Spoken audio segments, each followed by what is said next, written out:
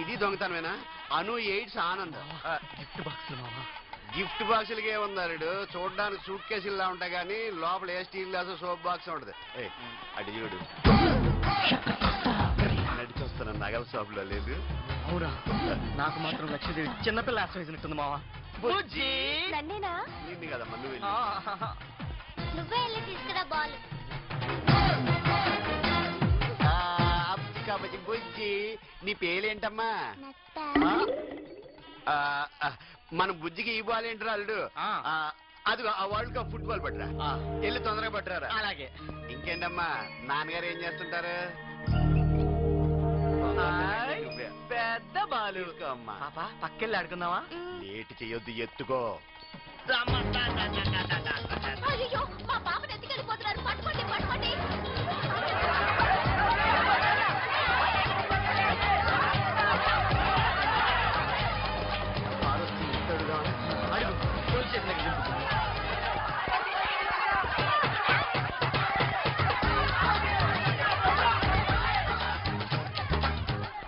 ఏమండి, ఏమైంది? ఇద్దరు దొంగలు పాపలు ఎత్తుకుని పారిపోతున్నారండి.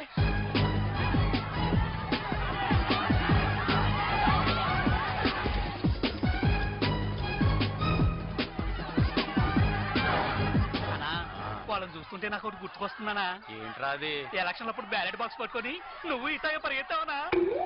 అది ఇప్పుడు అంత అవసరమా? అన్నా ఆగనా, నువ్వు ఇప్పుడు దొంగలు కాదు, రాజకీయ నాయకుడివి.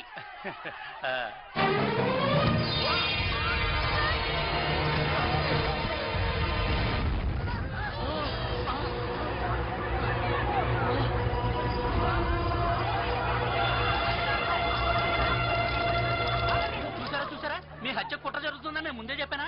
ఎవరో మహానుభావులు మీ ప్రాణాలు కాపాడారు. పాపని తీసుకుని పరిగెడుతుంటే దొంగలేమో అనుకున్నాము. పాపతో పాటు మా అందరి ప్రాణాలు కాపాడారు. దేవుడు ఎలా ఉంటాడో తెలియదు గాని మీరు మాత్రం మా దేవుళ్ళు బాబు. మామూలుగా వెదవని ఒక్క బోర్లా పడ్డా లెక్క చేయకుండా వాళ్ళని దూరంగా విసిరారు. చూశారు, ఏ క్రికెట్ ప్లేయర్ కూడా ఈ విధంగా త్రో చేసి ఉండడు. Both are really great. గొప్పతనం అంతా మా కోచ్దండి. నా ప్రాణాలు కాపాడడం కోసం మీ ప్రాణాలు పనంగా పెట్టి నన్ను రక్షించారు. మిమ్మల్ని ఎలా అభినందించాలో నాకు అర్థం కావడం లేదు బాబు. మాకు అర్థం కావట్లేదు. క్యాష్ అవార్డు ఏమన్నా ఇస్తే బాగుంటదండి. వాళ్ళకే చాలదు.